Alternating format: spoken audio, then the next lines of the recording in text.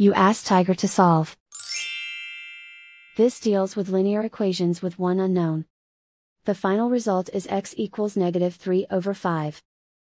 Let's solve it step by step. Isolate the x. Multiply both sides by inverse fraction 7/-4. Move the negative sign from the denominator to the numerator. Group like terms.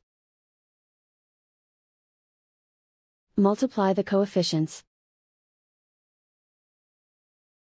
Simplify the arithmetic.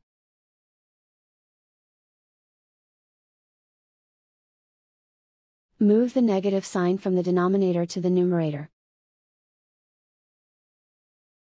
Multiply the fractions. Simplify the arithmetic.